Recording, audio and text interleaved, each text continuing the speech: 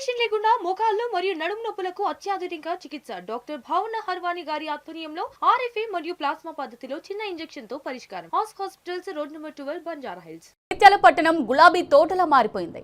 వాడవాడలా గులాబీ పరిమళాలు గుబాలిస్తున్నాయి. చౌరస్తాల్లో గులాబీ తోరణాలు గుండెల నిండుగా స్వాగతాలు పలుకుతున్నాయి.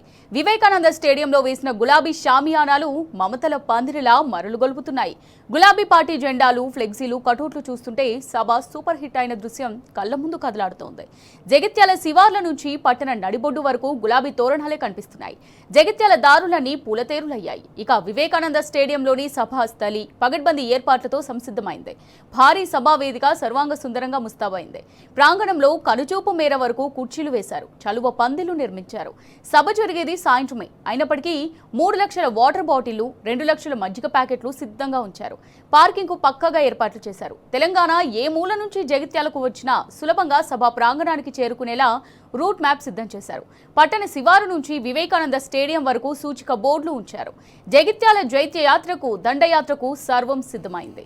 ఇక మైకులు గర్జించడమే తరువాయి.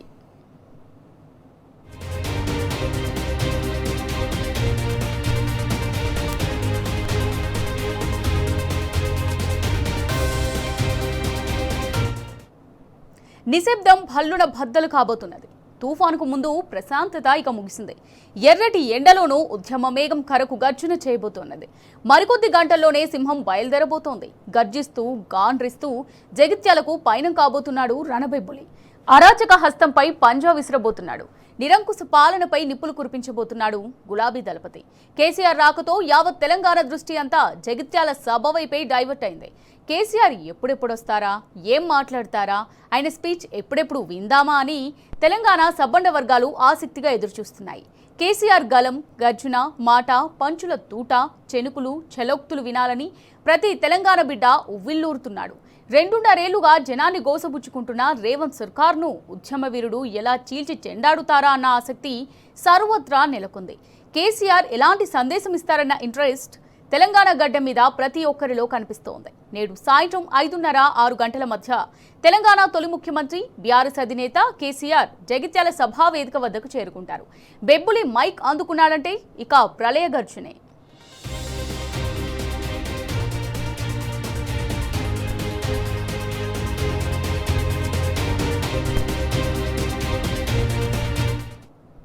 తెలంగాణ రాష్ట్ర రాజకీయాలను సమూలంగా మార్చేసి సంచలనం సృష్టించే విధంగా జగిత్యాలలో బీఆర్ఎస్ సభ జరగబోతోంది.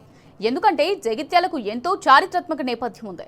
ప్రజా ఉద్యమాలకు, ప్రత్యామ్నాయ పోరాటాలకు పురుడు పోసిన ఉద్యమ తల్లి ఉమ్మడి కరీంనగర్ జిల్లాలో కనకనమండే నిప్పురవ్వ నేటి జగిత్యాల జిల్లా. అనేక మంది ఉద్యమకారులకు పుట్టినిల్లు ఈ గడ్డ. అనేక ప్రజాస్వామ్య ఉద్యమాలకు, రెవల్యూషనరీ పోరాటాలకు ఉమ్మడి కరీంనగరే వేదిక. తెలంగాణ ప్రాంతం సహా దేశవ్యాప్తంగా అణచివేత, దోపిడీ, భూస్వామ్య వ్యవస్థ కోరలు చాస్తున్న సమయంలో ప్రజా ఉద్యమాలు వెనుకబడిన సమయాన ప్రపంచంలో కొత్త ఉత్సాహాన్ని నింపింది జగిత్యాల. ప్రజా పోరాటాలకు వేగుచుక్కైంది. వేల మంది పోరు బిడ్డలను కానేందుకు భరించలేని పురిటి నొప్పులను సైతం సంతోషంగా అనుభవించిన తల్లి జగిత్యాల. రాజ్యాంగబద్ధమైన ఉద్యమాలు, త్యాగాల పోరాటాలను 2 కళ్ళలా నడిపించిన చైతన్యం జగిత్యాలది.